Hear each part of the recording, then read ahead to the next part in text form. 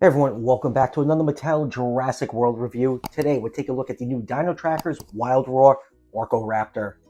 Man, Mattel is just cranking out obscure species after obscure species, next of which is this Orkoraptor, a species I was very surprised to see. Actually, you know what? They don't even surprise me anymore. Mattel just reaches in the hat and just pulls out random dinosaur names. You know what? I'm okay with that because we get a lot of really cool species that we would never think would be made into figure form. So yeah, really excited for this Orkoraptor. Now, I end up getting mine off of Amazon. The link to it will be down below in the description if you want to order one for yourself.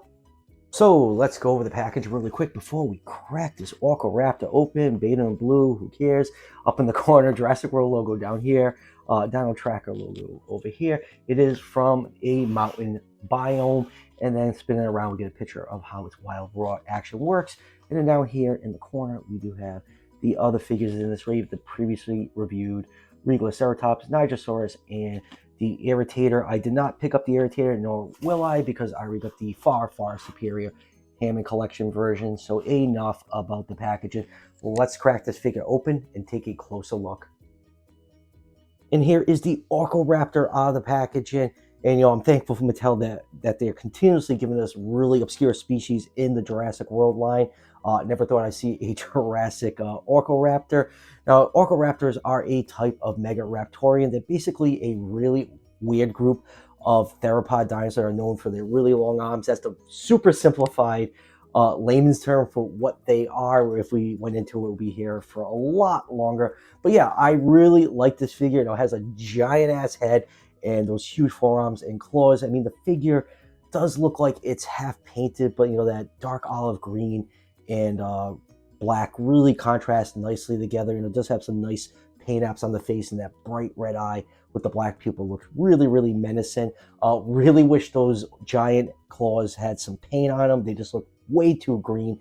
And the figure does sport this really weird, like, reverse feathering. All the feathering is on the lower part of the body. Most times, if you see a dinosaur reconstructed with feathers, it's reversed. It starts at the top half and gradually fades down the scales as you get lower on the body. But what is this? Do we actually have paint apps on the tail? We do not see that often in the main line, so this is cause for celebration. It's really cool that they actually painted the tail. It makes the tail look really great. With those white stripes. But yeah, a really weird looking figure, and I like this thing. It has a lot of personality to it. And now time for some measurements. This figure is 12 inches long from the tip of the tail to the tip of the snout, or 30.5 centimeters, and about 5 inches tall to the top of the head, or 12.7 centimeters. So Orkoraptor in real life was around 20 feet long, or 6 meters. So I'll put this figure in the 120 scale range.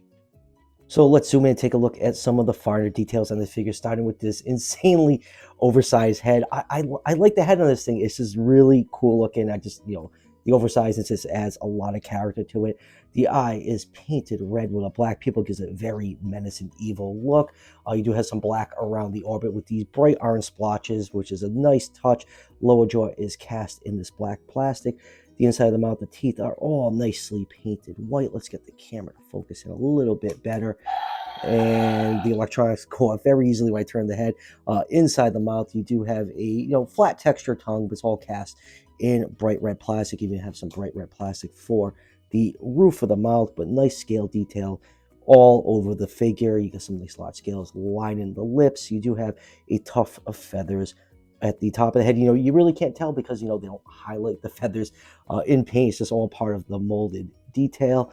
And then you do have some feathers underneath the chin painted in that black paint. Now going down to the very shaggy looking arms, you got very long menacing claws. I just wish they painted the claws a different color. It really would have added a lot to this figure, but Mattel just does not like painting claws on the mainline figures. And then going down to the body, you got some nice scale detail up here. You got this weird reverse feathering going on. The whole lower part, like to the underside of this figure, is all sculpted in feathers. Going down to the legs, you have some feathering on the thighs, and it stops. We get to about the knee. You get some nice scale detail on there. Nice, decently proportionate feet, a little oversized, but all these oversized feet do help with stability. My camera does not like focusing in on this figure, and let's just get it camera adjusted up for a second so I can take out the scan code for those of you that want to scan this into the fax app.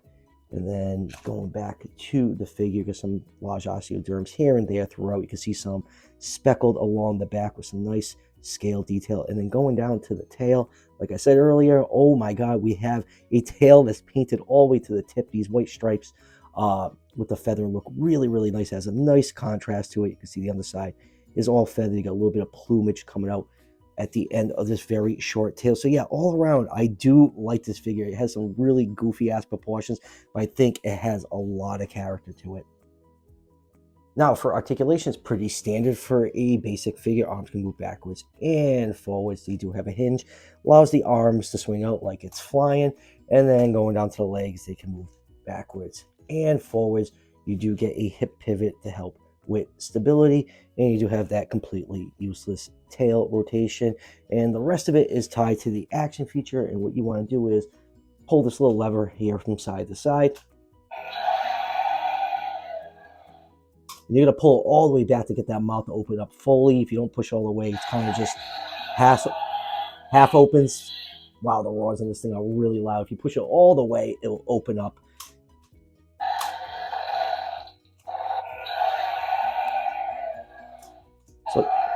So yeah, a lot of fun theropod sounds in the sound box on this figure. And now for comparisons, here it is with the Hammer Collection Robert Muldoon. And next up, here it is with most of its wave mates, the Nigrosaurus and Regaloceratops. And next up, here it is with one of its relatives, the Megaraptor. You can see some of the similarities with those long arms and claws.